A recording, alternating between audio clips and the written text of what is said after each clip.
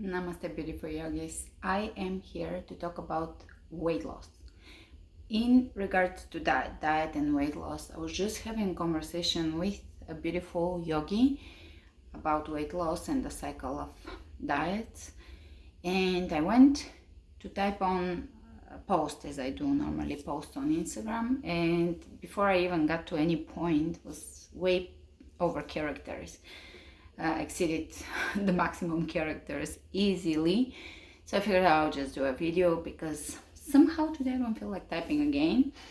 Typically I enjoy typing, even though I do it real fast, and oftentimes I don't have time to proofread what I type because I have a toddler and it gets hectic all of a sudden right when I'm posting or something. So I just quickly do it. Anyways, let's get to the point. I typed the post. I see if I will stick to the typing or I'll just share my thoughts. But it is a continuous struggle for many women because of cultural programming. The whole weight loss thing has become a massive industry. And as much as there is quite a bit of wisdom and knowledge on the subject out there, there is also still a lot of conditioning on the subject, a lot of suffering on the subject. And it is a few things. We have to stop waging war on the body. We have to accept the body with love, compassion, and non-judgment. We can't judge ourselves, which is a lot of it. It's a spiritual work, coming to a place of understanding our true nature, and that we're just occupying this body as an experience for a certain period of time, and we can just appreciate it, have gratitude for it. It's our host, our spacecraft, and it is assisting us. We can thank it. It is very temporary, remember that, even though time doesn't exist, and we're in the now moment, so we are in timelessness essentially. But even with that paradox, we are here temporary. To just really love it, accept it, remember that is a temporary experience, and that we, through that experience, can actually enrich the soul. We're here to enrich and expand, enrich ourselves on soul level and expand. So that's one. No more war. Just love the body and accept it. Second is, we cannot have a particular idea of how thin we want to be based on other people's bodies. We have to really follow more the set point of the body. I've done a video on set point. I like the concept of eating for satiety until you find a natural rhythm for yourself that is not with heavy restrictive dieting rules and meals and meal plans. And again, for everybody it is different. Some people really love a meal plan, and if it's really suitable for them and they enjoy it and can do it for a lifetime, that's fine. But the goal is to be very intuitive and to enjoy the food, to be satisfied. And you can judge if your diet is effective by a few different factors. Do you sleep well? Sound through the night? Most all nights? Are your hormones balanced? Are your moods balanced? Are your thoughts mostly positive? And can you easily reach a state of equanimity, neutrality when challenged? Because we are not always going to be in a state of excitement and inspiration. That is a given. It is a fluctuation. The human experience is a flux. We're in a state of continuous fluctuation, and we have to be able to reach a state of neutrality when challenged. And also, do you get inspired, curious? Are you learning with excitement? Do you feel clarity of mind? Those are all aspects of a good diet lifestyle. And that is not end all be all, on the scale of things. What contributes to our health is really first the mind and then the breathing. But they can be hierarchical because they all feed into each other. So there is more of a round effect than a 1, 2, 3 points of importance, grading by importance effect. So we have to step one step at a time. If we feel out of balance, we have to first work on a spiritual level. We do have to, and we have to unlearn a lot of the diet stuff or a lot of the eating stuff. Has to be unlearned. Our society is based mostly on unhealthy diet. So oftentimes when people start to learn about it, they become too restrictive. There's no fluidity, no adaptability, no intuition, just rules, rules, rules. And that is the other extreme. So we have to swing back into the center and feel things out. The general rule, and we do need some rules because we do live in a polluted world and we need to heal. A lot of us need to heal, and there is a healing journey and detoxification and rebuilding of the body.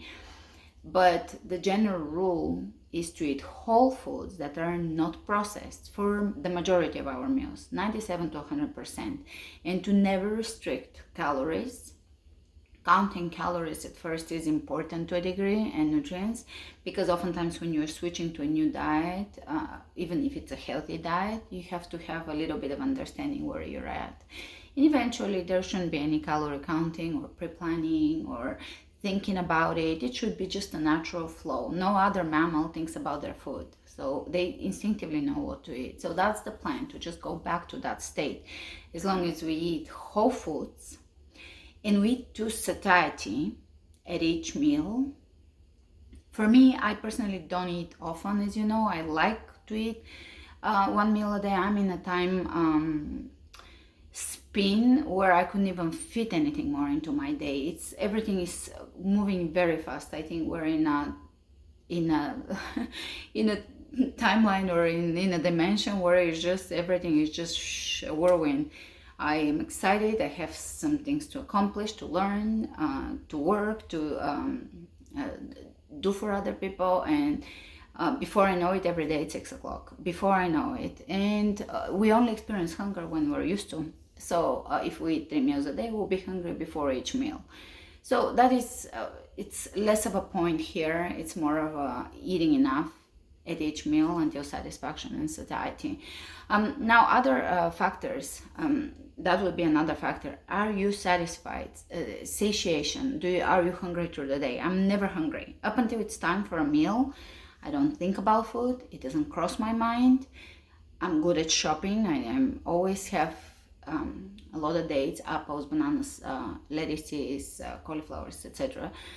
In the fridge, and I always even potatoes and stuff. So once it's time for eating, I'll quickly boil potatoes and other veggies, or I'll just do a raw thing, and that's it. It's simple as that. Potatoes boil in 20-30 minutes, so by the time I eat my pre-meal, which would be apples or salad or lettuce, etc., they'll be ready, the potatoes. So there is no massive pre-thinking. I eat pretty simple, and I find that to keep me in a very satiated, satisfied way, inspired way, good energy, etc. So those are, we get cues. Perfect digestion is a side effect of eating well. If we're not having perfect digestion, obviously we're still on the path of healing, learning, recovering, etc. Sometimes bad digestion is a sign of eating very little. And sometimes it's just of eating bad things, and other times it's just because maybe there's too many chemicals in the body, and that is a real thing. So we need organic foods, whole foods. Whole foods are detoxing anyways. They clean up the body, especially fruit. Fruit is very detoxing.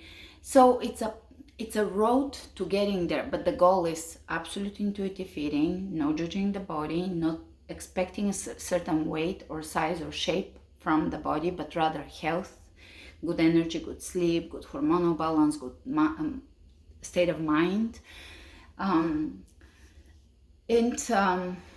We have, one second, let me see if I have written anything that I can mention from my writing. And yeah, perfect digestion, peacefulness, tranquility, curiosity, excitement. I've mentioned all of those things. Willingness to deal with the darker aspects of ourselves so we can heal, transform, and shed them. Because when something is lurking in the background unconsciously, it is actually preventing us from growing and from absorbing and being light, absorbing more light and being light. And food, of course, is a state of consciousness. It's everything is frequency. consciousness and information. So fruit, for example, is a very high frequency information, and we bring that into the body, and over time the body adapts to that type of frequency. So things are interconnected, but it is a road, and it has to be traveled from a place of acceptance, gratitude, and inner guidance. After we learn quite a bit from authors that are good and trusted, rather than those sensational diets that we see. I'm not going to mention them, but you know, all the crazy diets that are very restrictive, or very strange, just unnatural to the human evolution, or even style of living, things that you couldn't naturally obtain, and they require certain particular things for you to. It has to be something that you can commit for a lifetime. If you're told that this is your diet for while you're here alive on earth, and it excites you, you're good with it, then you've gone to a place of a good balance. And of course, you can always add on to it, add certain sprouts and clean up the water, because yes, there is pollution, and sometimes it takes a little bit of effort. It depends. Some people go completely out of balance, and there is a healing journey that they have to go on, and that's okay.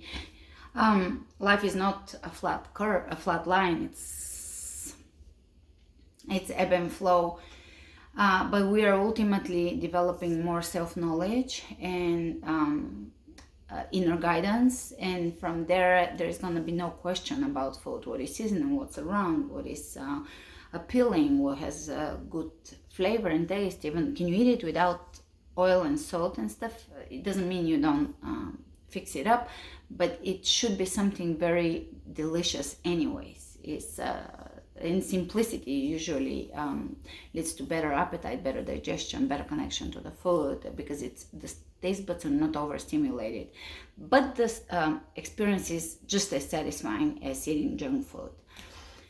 So I'm going on a few different tangents, but yeah, we have to be away from rigidity. We have to be flexible and adaptable. So even though we, for example, are used to eating a particular thing, I just eat very simple.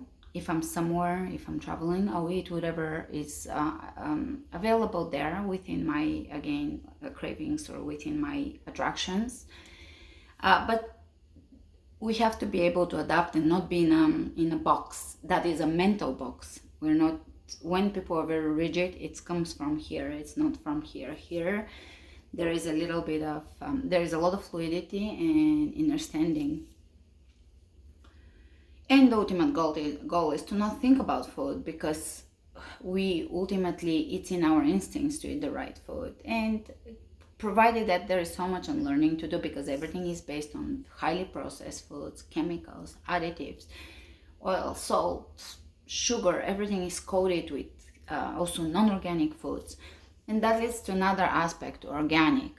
But the point is to eat in abundance, because oftentimes when people are really, really good about their diet, they undereat, because that's kind of the mentality with the dieting, is that if you eat a little less, you lose weight.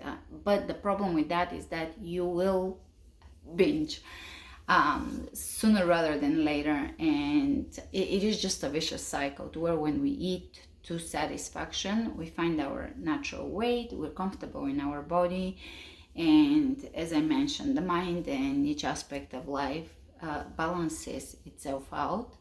We're able to achieve meditative states easier. We're able to relax, which is a very important aspect of life, as important as eating is drinking water, and appreciating nature and herbs and fruits and foods with excitement and desire to learn about them. And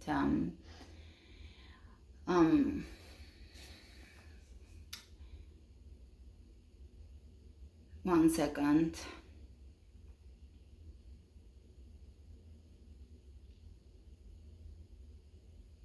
I'm making sure that I'm covering the points that I was gonna post, even though I probably covered them.